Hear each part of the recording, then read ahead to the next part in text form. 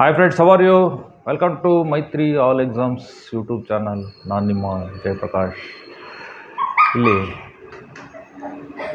ಈ ಒಂದು ಪ್ರಶ್ನೆಯನ್ನು ನಾನು ಹೇಳ್ತಿದ್ದೀನಲ್ಲ, ಇದು ತುಂಬ ಸರಿ ಕೆ ಎಸ್ ಎಕ್ಸಾಮ್ಸಲ್ಲೂ ಹಾಗೂ ಯು ಪಿ ಎಸ್ ಅಲ್ಲಿ ಸಾಕಷ್ಟು ಬಾರಿ ರಿಪೀಟ್ ಆಗಿದೆ.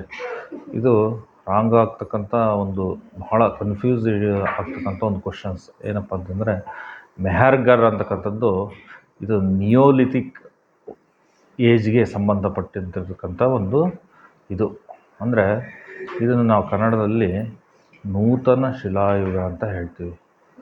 ಇದು ಕಂಡುಬರ್ತಕ್ಕಂಥದ್ದು ಪಾಕಿಸ್ತಾನದಲ್ಲಿ. ಭಾಳ ಜನ ಕನ್ಫ್ಯೂಸ್ ಆಗ್ತೀರಾ, ಇದು ಇಂಡಿಯಾದಲ್ಲಿ ಅಂತ.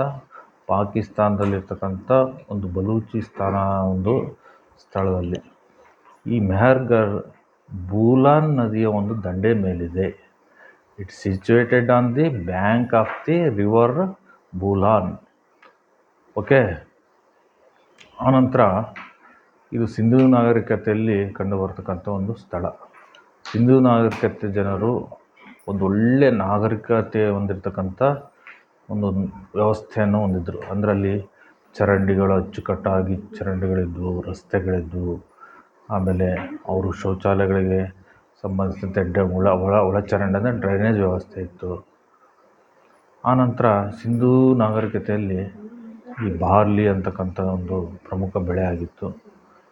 ಆನಂತರ ಈ ಸಿಂಧೂ ನಾಗರಿಕತೆ ಕೆಲವೊಂದು ಊಹಾಪೋಹಗಳಿವೆ. ಅಂದರೆ ಇದು ಒಂದು ನದಿಯ ಪ್ರವಾಹದಿಂದ ಸಿಂಧೂ ನಾಗರಿಕತೆ ನಾಶ ಆಯಿತು ಅಂತಕ್ಕಂಥದ್ದು. ಸಾಕು, ಇವತ್ತು ಇಷ್ಟೊಂದು ಮಾಹಿತಿಯನ್ನು ತಿಳ್ಕೊಳ್ಳೋಣ.